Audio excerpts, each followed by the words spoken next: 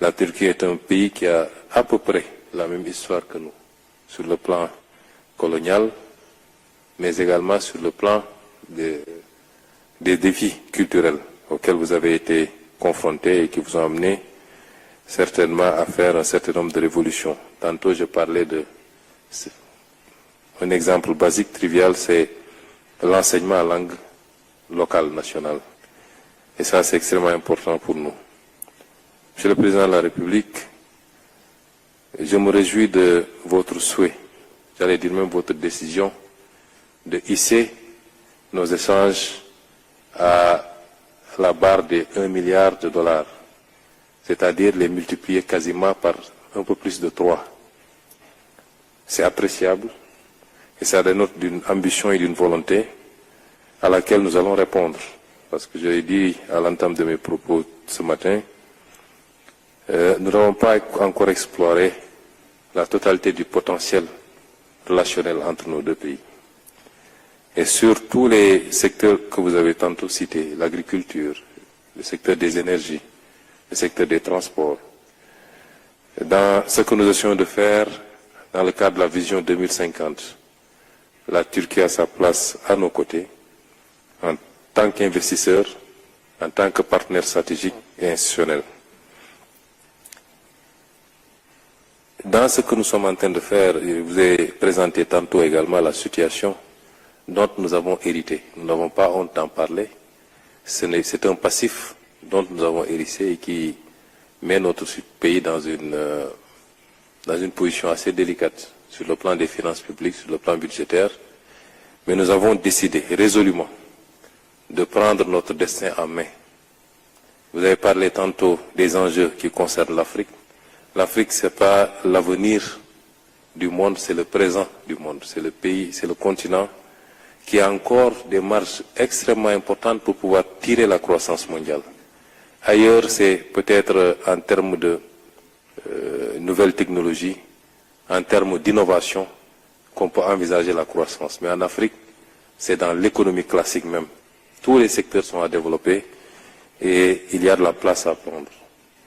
Et je peux vous assurer que pour le Sénégal singulièrement, vous avez en face de vous, désormais, par le leadership du président Bassirou Diomaye Faye et mon gouvernement personnel, ces leaders africains de nouveau type, ces leaders africains décomplexés, conscients de leurs responsabilités, qui ne demandent pas la gratuité, qui n'attendent pas de l'aide, qui veulent de la collaboration saine, dans un cadre respectueux, mais surtout dans une volonté partagée d'un gain équilibré des deux parties. Et ce que vous avez dit tantôt, un monde multilatéral, équilibré, avec des partenariats respectueux les uns des autres, et non pas un monde basé sur les velléités de domination des uns par les autres. Ce monde désormais doit être derrière nous, et ceux qui ne l'ont pas encore compris risquent de le comprendre à leurs dépens. Parce que l'illusion de puissance peut amener des gens à penser qu'il suffit de toucher à un bouton pour que tout le monde entier suive. Mais on n'est plus dans ce monde-là. Et chaque pays est fier de sa souveraineté, est fier de son indépendance, veut commercer dans un monde ouvert et libre, mais dans le respect mutuel, comme vous l'avez rappelé tantôt. Et nous sommes heureux de voir que la Turquie développe cette doctrine, cette façon de voir le monde. Et la Turquie aura toujours sa place en Afrique de manière générale et au Sénégal. Les secteurs de la défense, vous l'avez tantôt rappelé, c'est un secteur extrêmement important pour nous. Parce que le Sénégal est malheureusement dans un environnement géographique avec beaucoup de menaces, j'allais dire, en tout cas de sources d'insécurité, même si aujourd'hui, sur l'ensemble du territoire national, nous sommes l'un des pays qui peut se prévaloir d'assurer une sécurité parfaite et totale, avec une stabilité politique très solide, mais il faut qu'on se prémunisse par rapport aux dangers, parmi lesquels le terrorisme que vous avez cité tantôt, qui malheureusement gangrène un certain nombre de pays frontaliers.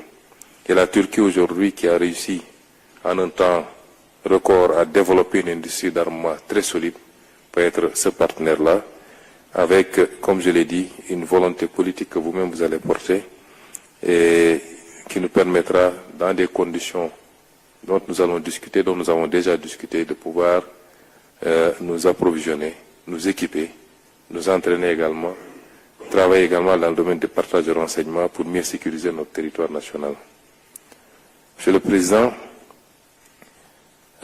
nous avons également abordé le relationnel au-delà de la Turquie et j'apprécie votre volonté, au-delà de ce que nous allons faire dans le bilatéral entre votre pays et le nôtre, d'être également notre interprète auprès de beaucoup de partenaires pour plus d'ouverture, de coopération, et notamment un certain nombre de partenaires avec lesquels vous développez des relations privilégiées et pour lesquels vous jouissez d'une confiance parfaite. Nous vous en remercions d'avance. Les questions multilatérales que nous avons abordées également, la question de Gaza est une question, c'est-à-dire la question de la Palestine de manière générale. Ce qui se déroule sous nos yeux et qui ne peut être qualifié autrement que par un génocide planifié et une volonté d'accaparement de territoires entiers ne peut pas être accepté.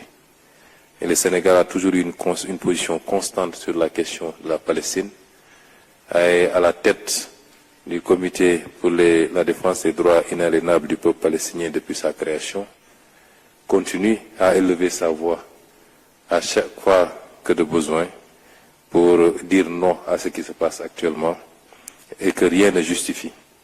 Ça ne se passerait pas si ce n'était pas parrainé par des puissances qui ferment les yeux et les mêmes puissances qui donnent des leçons au monde entier. Aujourd'hui, c'est des bébés qui meurent parce qu'ils n'ont pas accès au lait. C'est des personnes adultes qui souffrent de famine. C'est une situation sanitaire intenable. Et au XXIe siècle, cela est parfaitement inacceptable. Monsieur le Président de la République, vous me permettrez de saluer votre leadership sur cette question parce que vous faites partie de ces leaders qui refusent de se taire face à cette injustice, qui le dénoncent avec véhémence, qui la dénoncent avec véhémence et nous en félicitons. Nous vous encourageons également à côté du président Bassirou Diomaye Faye qui en fait de même à chaque fois que de besoin. Pour finir, Monsieur le Président, je solliciterai avec beaucoup d'insistance votre accompagnement sur cette période. Au-delà de ce que nous voulons faire, aujourd'hui nous terminerons peut-être la partie institutionnelle de cette visite et demain nous entamerons la partie, j'allais dire, public-privé, avec tout le secteur privé turc. Mais pour cette partie, nous pensons qu'une Turquie déterminée à côté du Sénégal pourrait nous aider à rapidement traverser cette période un peu